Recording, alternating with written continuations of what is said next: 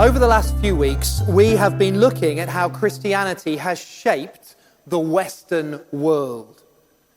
We have seen how so many of the things that we Westerners hold dear have come from Christianity. In the West, we believe in the equality of all people. In the West, we believe in caring for those in need. In the West, we believe that consent in sexual relationships is really important. And in the West, we believe that people should be free to live their lives and not be slaves. We believe in the West in equality, compassion, consent, and freedom. But we believe those things because as a culture, we are Christian. We have not come to those beliefs through science or through the Roman Empire or through humanism or through Islam or through any other religion. We in the West believe the things we do because of nearly 2,000 years of Christianity. But you know what? I actually think Christianity has been too successful. Too successful. You see, Christianity has been so successful that it has made everyone in the West believe that equality, compassion, consent, and freedom are obvious. We hold these truths to be self-evident, says the American Declaration of Independence. But these truths are not self-evident. We Westerners really struggle to understand that not everyone believes in human rights, in caring for the poor, in consent, in freedom. We struggle to understand that there are plenty of people out there who don't believe those things. If we look into history, we find lots of people who don't believe in those values. If we look at the world today, we see the same thing. There are, sadly, still many slaves in the world. There are many places where men and women are not equal. There are many places in the world today where the rich and powerful have no concern for the poor and the needy. Western beliefs are not universal. They come from Christianity. But Christianity has been so successful in making these beliefs seem obvious that we in the West have forgotten where they came from. For about the last 100 years, we in the West have been trying to ditch Christianity, but at the same time keep our beliefs in equality, freedom, compassion, consent, and all the rest. We in the West essentially want the kingdom of God and all the good things that come from it. We just don't want the king himself. And that's the title of this sermon today: The Kingdom Without the King. This is Western civilization, a huge building constructed on beliefs in freedom, equality, compassion, consent, science, and progress. All that has been built on Christianity. Christ is the rock on which our civilization is built. But for the last 100 years or so, we in the West have tried to remove Christianity from the foundations of the building. In doing so, the West is no longer built on the rock of Christ, but I think on sand. The question, of course, is, can you have the kingdom without the king?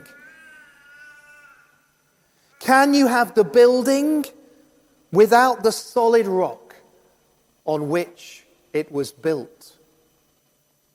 It's never been done before in history. No civilization has ever successfully flourished without some kind of religion underpinning it. Can we in the West ditch Christianity but keep the kingdom? Or is the West heading for this? We don't know. We don't know. We can't know yet. But what I do know is this.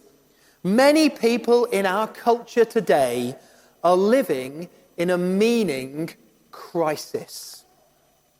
And that's especially true for our younger people. You see, our older generations today are still living on the fumes of faith. Our older generations today still have a residual sense of meaning and purpose in their lives because they still hear or have heard the echo of the Christian story, even if faintly. But our young people today, they don't hear that echo. Our young people today are so far removed from Christianity, they are growing up in a world that gives them no meaning and purpose.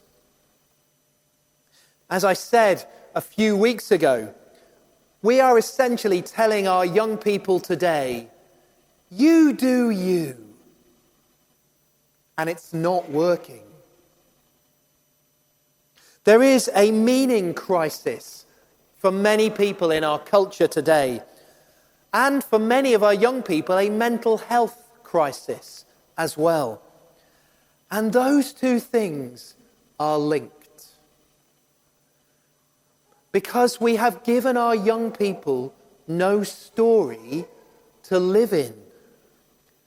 We've given them nothing to help shape their lives. Not even the faint echo of Christianity. No wonder when life is hard, our young people collapse. They can't cope because they have nothing, no frame of reference to help them in a time of crisis. There is a meaning crisis in our world. But some people are seeking, and when they seek, some of them find. And the thing is, they're already halfway there. Because the values they believe in are Christian values. Freedom, compassion, equality. These are values that are so important for young people today. And they are the values of the kingdom of God. The problem is they've been detached from the Christian story. Separated from the story that explained why the values were there in the first place. Why do we in the West believe in equality? Because the Bible tells us we are all made in the image of God. Why do we believe in compassion? Because Jesus showed us that compassion and care matter, even if it costs you your life. Why do we believe in freedom? Because Jesus, our role model, came to set the oppressed free. So the people in our culture today already believe in Christian values. They already love the things of the kingdom of God. What they're missing is the King himself, the one who makes it all make sense, the one who gives life meaning and purpose. You see, values are good, but values do not love you.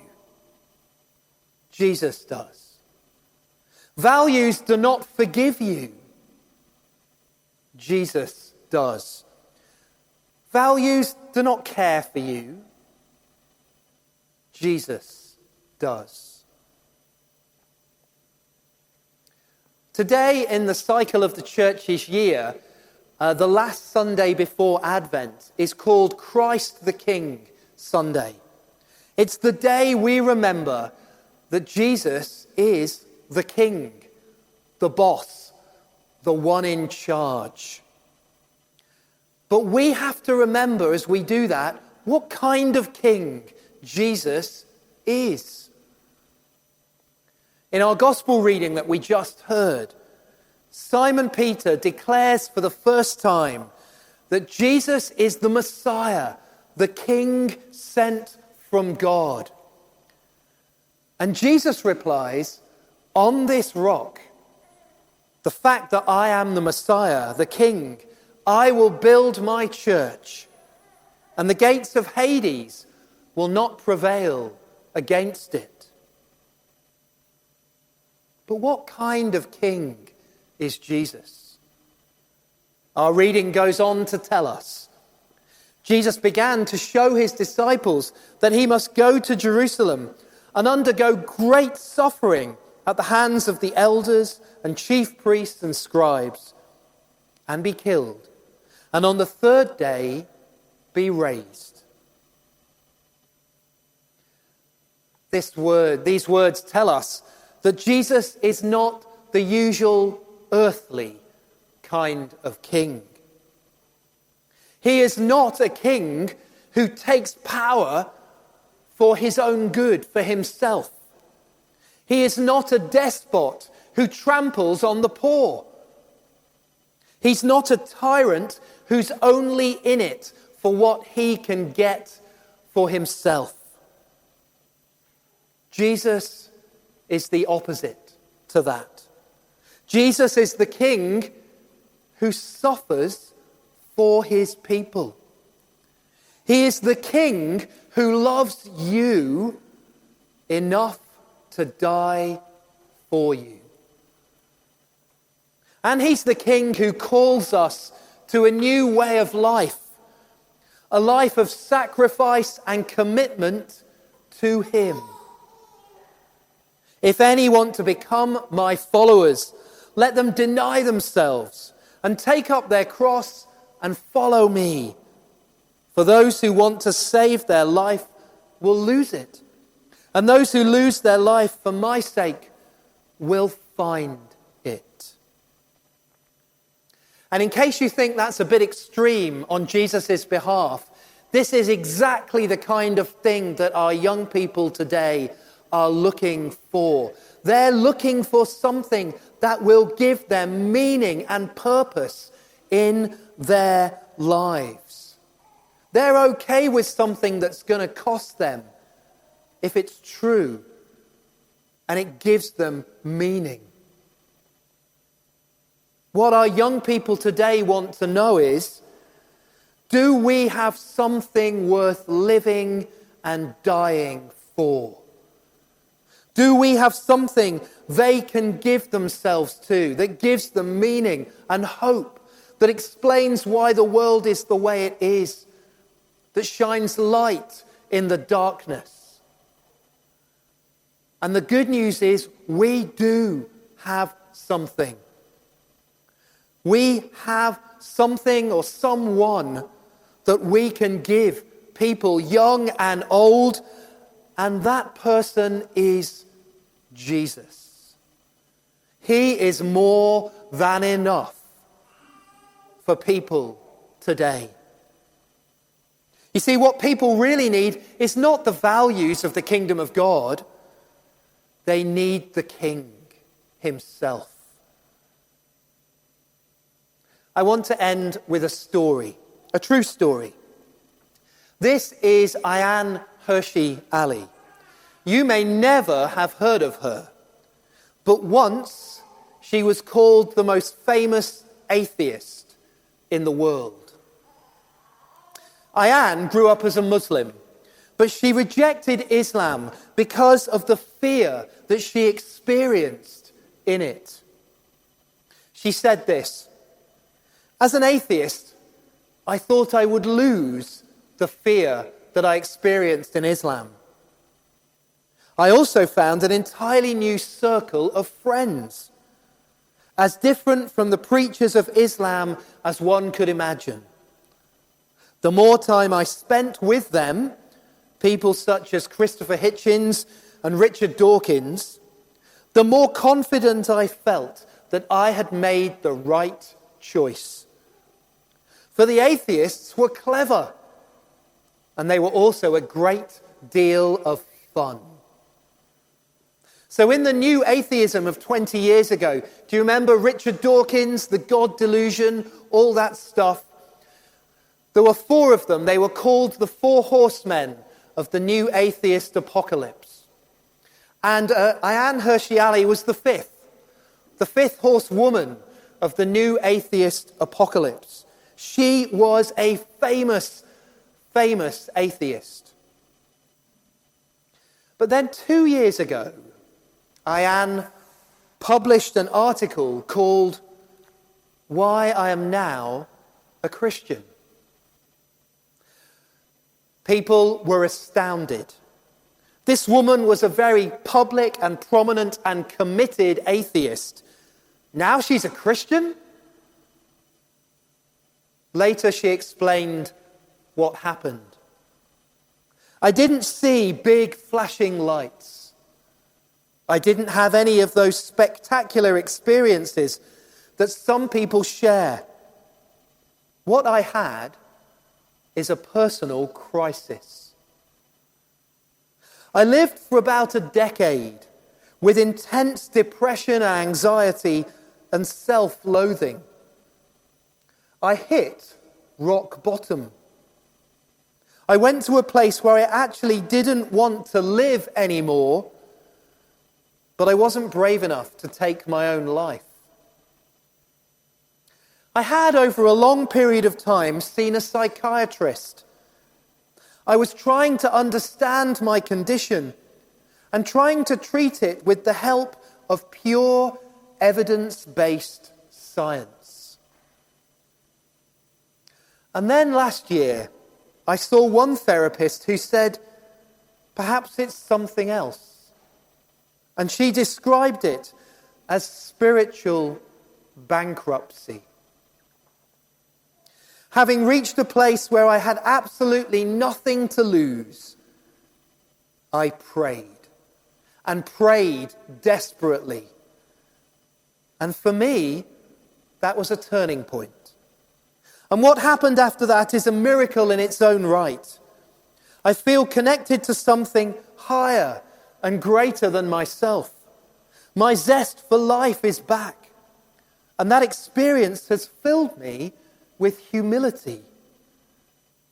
I have turned to Christianity because I ultimately found life without any spiritual solace unendurable.